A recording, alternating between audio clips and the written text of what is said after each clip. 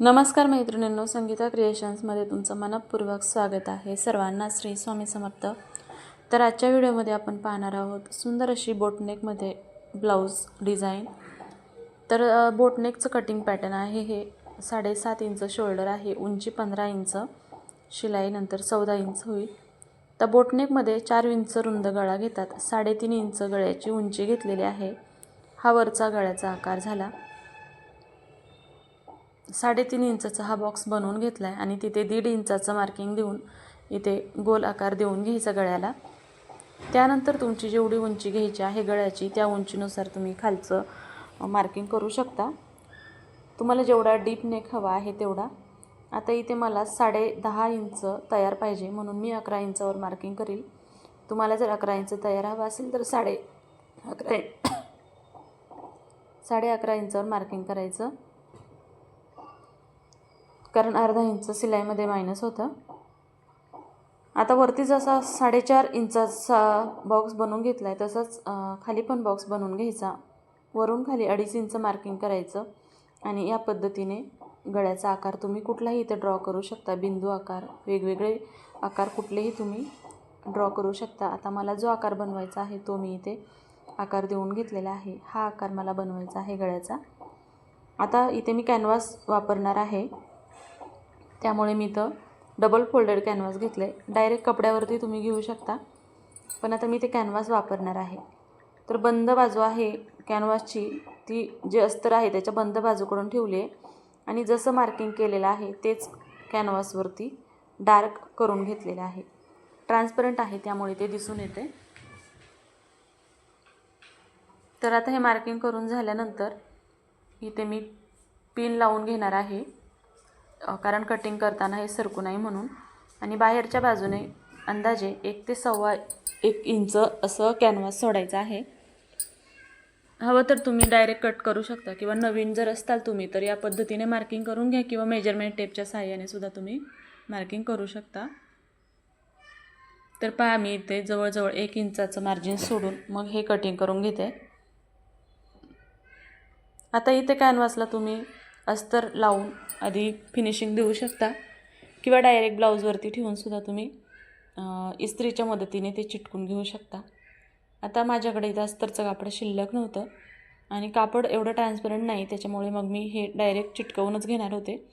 पण आता आतली जी बाजू आहे ती कटिंग करायची आहे म्हणून मी हे थोडंसं डार्क करून घेते, कारण शिलाई मारताना कमी जास्त होऊ शकते. म्हणून मार्किंग जे आहे ते थोडं डार्क करून घ्यायचं, म्हणजे अगदी मार्किंगवरतीच व्यवस्थित फिनिशिंगसह शिलाई मारता येते. आता हे करताना खालच्या बाजूने जे व्यवस्थित मार्जिन सोडलेलं आहे तिथे मी पिन लावते, म्हणजे आतल्या बाजूची जी कटिंग आहे ती व्यवस्थित करता येईल. जिथे मार्किंग केलेलं आहे त्याच्या बाहेरच्या बाजूने कटिंग करायचं, म्हणजे मार्किंगवरती कटिंग करायचं नाही, कारण शिलाईमध्ये ते जातं. तर वरचा गळासुद्धा मी या पद्धतीने इथे कट करून घेतला आहे. आता हे पेपर पेस्टिंग मी चिटकवून घेणार आहे. आता पेपर पेस्टिंगमध्ये 2 प्रकार येतात. एक चिटकवण्याचं येतं आणि एक डायरेक्ट शिलाई करण्याचं, पण मी शक्यतो पेपर पेस्टिंग हे कॅनव्हास चिटकवण्याचंच आणते.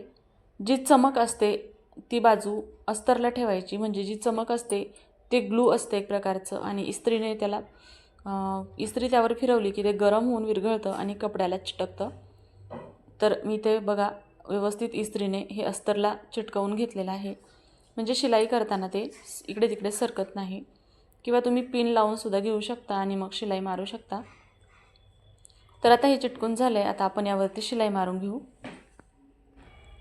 शिलाई मारताना एकसारखं मार्जिन घ्यायचं आणि थोडं जे शिलाईचं जे मेजरमेंट आहे ते व्यवस्थित घ्यायचं आहे, कमी जास्त होऊ द्यायचं नाही. कमी जास्त झालं तर आकार चुकू शकतो. आता इथे डायरेक्ट तुम्ही ब्लाऊजच्या कपड्यावरती ठेवून सुद्धा शिलाई मारू शकता किंवा या पद्धतीने अगोदर अस्तरला शिलाई मारून जोडून घ्या आणि मग ब्लाऊजच्या कपड्यावर ठेवा.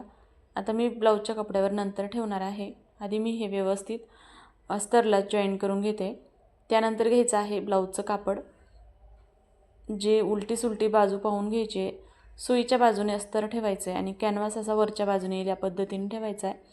हवं तर 2-3 ठिकाणी गळ्याच्या बाजूने पिन लावून घ्या आणि पहिली जी शिलाई मारलेली आहे त्याच शिलाईवरती अगदी फिनिशिंगसह शिलाई मारून घ्या. लक्षात ठेवा, ही जी शिलाई मारलेली आहे त्याच शिलाईवरती शिलाई मारा आणि शिलाईचं मार्जिन जे आहे ते कमी जास्त होऊ देऊ नका, नाही तर गळ्याचा आकार पूर्ण बिघडतो. शिलाई मारून झाली त्यानंतर आता हा जो गळ्याचा आकार आतला आहे तो कट करून घ्यायचा आहे. कट करताना 1/4 इंचाचं मार्जिन शिल्लक ठेवायचं आहे. तर पहा, आता 1/4 इंच मार्जिन शिल्लक ठेवून मी ते छोटे छोटे कट देऊन घेते, म्हणजे पलटताना व्यवस्थित पलटतं. पहिल्यात जे कोणे आहेत ते व्यवस्थित कट देऊन घ्यायचे, त्यानंतर साईडला पण छोटे छोटे कट द्यायचे आहेत. कट दिल्याने अस्तर फोल्ड करताना व्यवस्थित फोल्ड होतं आणि कापड खेचल्यासारखं वाटत नाही. म्हणून जिथे आकार आहे तिथे व्यवस्थित कट द्यायचा, म्हणजे गोल आकार असेल. सरळ भाग असेल तर तुम्ही कट नाही दिला तरी चालतो. त्यानंतर या पद्धतीने पलटून घ्यायचं आहे. जे वरचे कोणे आहे ते एखाद्या टोकदार वस्तूच्या मदतीने व्यवस्थित करून घ्यायचे आहेत. तर दोन्ही बाजूचे कोणे मी इथे व्यवस्थित करून घेतले. त्यानंतर इथे आपण मारायचे आहे दाब शिलाई. ते कॅनव्हास वापरलेला आहे त्यामुळे शिलाई मारताना एवढा प्रॉब्लेम येणार नाही, पण तरीसुद्धा अगदी फिनिशिंगसह अगदी गळ्याच्या कडेवरती शिलाई मारायची. आता खरं तर आता या ब्लाऊज डिझाईनला मला रेड कलरचं गोटपट्टी लावायची होती, पण मला गोटपट्टी वेळेवर मिळाली नाही, अव्हायलेबल नव्हती, म्हणून मी गोटपट्टी न लावताच डायरेक्ट गळा स्टिच करून घेतला आहे. नंतर शिलाई झाल्यानंतरसुद्धा आपण गोटपट्टी लावू शकतो.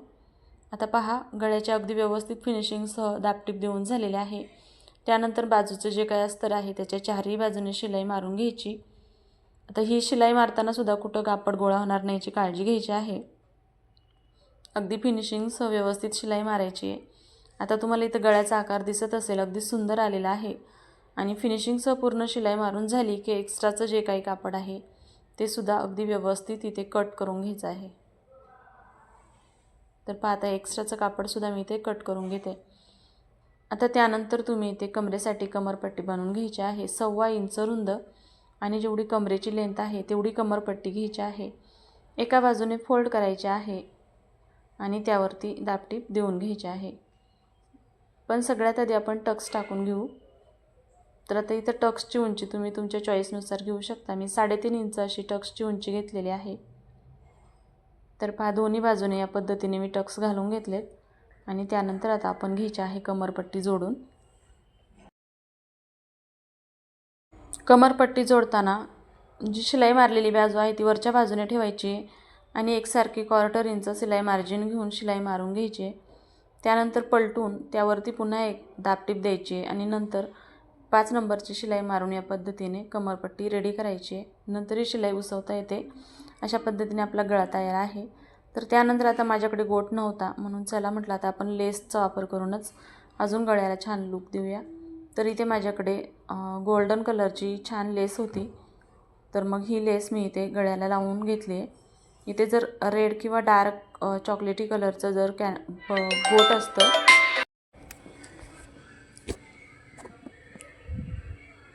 तर पहा, इथे ब्लाऊजला रेड कलरचा किंवा चॉकलेटी कलरचा गोट असता तर अजून छान वाटलं असतं, पण अवेलेबल नसल्यामुळे मी इथं ब्लाऊजला मॅचिंग अशी लेसच लावून घेत आहे.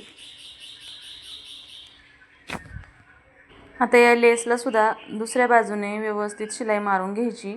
एकाच बाजूने शिलाई मारायची नाही किंवा सेंटरला मारायची नाही, दोन्ही कडं असतात तिथे शिलाई मारायची, म्हणजे प्लेन लेस लागली जाते. नाहीतर मग एका बाजूने जर शिलाई मारली दुसरी बाजू तशीच ठेवली तर ती तरंगल्यासारखी होते.